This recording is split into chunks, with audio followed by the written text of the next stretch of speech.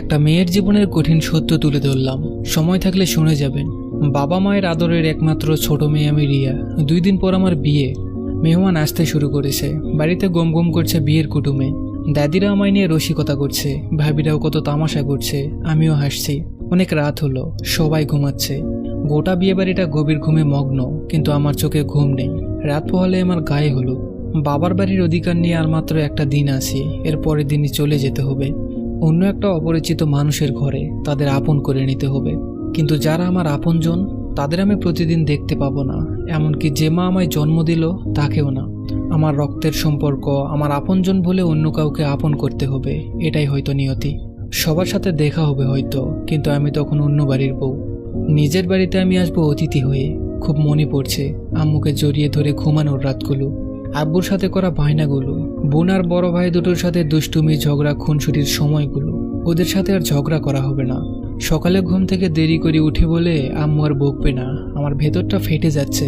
আচ্ছা, আমি যে চলে যাব তাই মনে করে কি কেউ কাঁদছে? জানি হয়তো আম্মুর চোখেও ঘুম নেই। খুব ইচ্ছে করছে আম্মুকে গিয়ে বলতে, আম্মু আমি আর কয়েকটা দিন তোমায় জড়িয়ে ধরে ঘুমাতে চাই, এভাবে পর করে দিও না আমায়। কিন্তু পারছি না, তার সম্ভব না। ঘড়ির কাঁটার প্রতিটা সেকেন্ড পার হচ্ছে, আর আমার এ বাড়িতে থাকার সময়টাও ফুরিয়ে আসছে। এসব ভাবতে ভাবতে কখন যে ঘুমিয়ে পড়লাম জানি না। ভোরের আলোয় ঘুম ভাঙল। সারা বাড়ি মুখরিত অতিথিদের কলরবে। সবার কত কাজ। আমার বান্ধবী, ভাবি সবাই আমাকে নিয়ে ব্যস্ত। আমাকে কিভাবে সাজাবে, কিভাবে সুন্দর লাগবে, আরো কত কি। আমি ওদের দিকে ব্যাধিগ্রস্ত হরিণের মতো তাকিয়ে আছি। মনে মনে ভাবছি, তোরা আমাকে সাজিয়ে গুছিয়ে এভাবে পর করে দিচ্ছিস। আর কয়েকটা দিন থাকতে দে না প্লিজ, আমার যে খুব কষ্ট হচ্ছে। নানা আয়োজনের পর আমাকে বিকেলে সবাই গায়ে হলুদের জন্য নিয়ে যাচ্ছে। মাকে আগে থেকেই বলে রেখেছিলাম আমার গায়ে হলুদটা যেন প্রথম আমার আম্মু ছোঁয়াই। আম্মু আমার গায়ে হলুদ ছোঁয়াচ্ছে, আর আমার প্রত্যেকটা ইন্দ্রিয় যেন বলছে, দাও মা, তোমার ঘরে থাকাকালীন শেষ গোসলটা করিয়ে দাও। একদিন এইভাবেই জীবনের প্রথম গোসলটা তুমিই করিয়েছিলে, আজও এইভাবেই পর করে দাও। হলুদের পর্ব শেষ। সবাই আমাকে সাজিয়ে দিল। রং বেরঙের আলোয় সারা বাড়ি সেজে উঠল।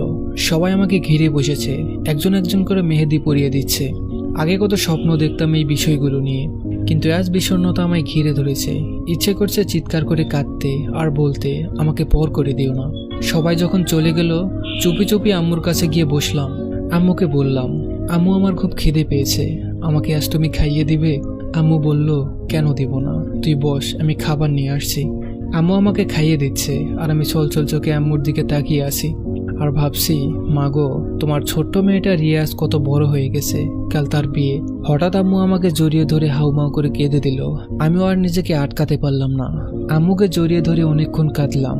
আজ আবার আম্মুকে জড়িয়ে ধরে ঘুমাতে গেলাম। আর হয়তো এই সুযোগ কখনোই পাবো না। আম্মু আমাকে ঘুম পাড়িয়ে চলে গেল, কিন্তু আমি তো ঘুমাইনি। ঘড়ির কাঁটাটা এক ঘর করে অতিক্রম করছে, আর আমার সময় ফুরিয়ে আসছে। দেখতে দেখতে রাতটাও কেটে গেল। আজ আমার বিয়ে, আমাকে সাজানো হয়ে গেল। সবাই আমাকে নিয়ে তামাশা করছে।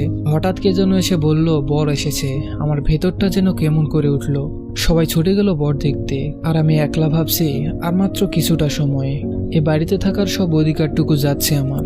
সারা বাড়িতে অতিথি আপ্যায়নের আমেজ শুরু হয়েছে। কিছুক্ষণ পর কাজী সাহেব একটা খাতা নিয়ে আমাকে সাইন করতে বললেন। কলমটা হাতে নিয়ে ভাবছি, আজ থেকে আমিও আমার না, আমার সব ইচ্ছে, আশা, আকাঙ্ক্ষা সব অন্যের নামে দলিল করে দিচ্ছি। এটাই হয়তো আমার নিয়তি। আম্মু বিদায়, চিরকালের জন্য বিদায়। আসলেই মেয়েদের জীবনটা সত্যিই অনেক কষ্টের। অজানা পরিবারে মেনে নেওয়ার কষ্টটা শুধু মেয়েরাই জানে। ভালো লাগলে ভিডিওটা শেয়ার করে দিবেন, আর পেজটা ফলো করে দিবেন। ধন্যবাদ সবাইকে।